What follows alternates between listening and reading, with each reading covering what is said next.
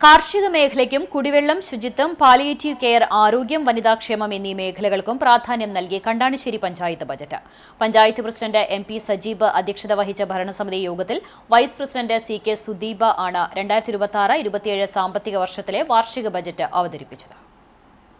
Life ഭവന പദ്ധതിക്ക് ഭൂമി ഏറ്റെടുക്കൽ, മൃഗസംരക്ഷണം, വയോജനക്ഷേമം, വനിതാ ശിശുക്ഷേമം എന്നിവയ്ക്കും ബജറ്റിൽ തുക വകയിരുത്തിയിട്ടുണ്ട്. നൂതന പ്രോജക്ടുകളുടെ പട്ടികയിൽ ഉൾപ്പെടുത്താവുന്ന കൌലി ഫിറ്റിംഗ് മെഷീൻ, തെരുവ് നായ്ക്കൾക്ക് ഷെൽട്ടർ, കളിസ്ഥലം ഏറ്റെടുക്കൽ, mineral water unit, smart anganwadi, Aloor tourism സ്ഥലം ഏറ്റെടുക്കൽ, കേശവേട്ടൻ സ്ക്വയർ, ഹൈടെക് ബസ് സ്റ്റോപ്പ്, യുവജനക്ഷേമത്തിനായി ഫുട്ബോൾ പരിശീലനം, വയോജനക്ഷേമത്തിനായി ഹാപ്പിനെസ് പാർക്ക്, വനിതകൾക്ക് നീന്തൽ പരിശീലനം, വനിതകൾക്ക് സംരംഭം പ്രോത്സാഹിപ്പിക്കുന്നതിനായി ഇരുചക്രവാഹനം വാങ്ങുന്നതിന് സബ്സിഡി നൽകൽ തുടങ്ങിയ പദ്ധതികൾക്കും ബജറ്റിൽ തുക അനുവദിച്ചിട്ടുണ്ട്.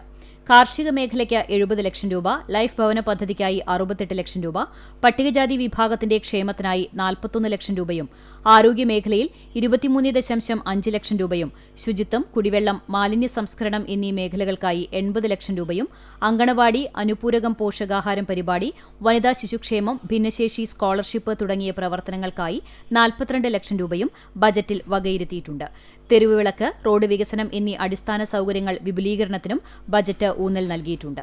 പഞ്ചായത്ത് സ്ഥിരം സമിതി അധ്യക്ഷരായ VK Dasan, VV Thilakan, Nivya Rineesh, panchayat assistant secretary CO Anto, ആസൂത്രണ സമിതി ഉപാധ്യക്ഷ ഉഷ പ്രഭുകുമാർ, പഞ്ചായത്ത് മുൻ പ്രസിഡന്റുമാരായ ജെയിംസ് കാട്ടൂക്കാരൻ, മിനി ജയൻ, പഞ്ചായത്ത് അംഗങ്ങളായ John Kakkassery, Vinu Johnson, KT Manoj, Liya Jojo, Gangadharan master, Sulfath Bakkar തുടങ്ങിയവർ ചർച്ചയിൽ പങ്കെടുത്തു.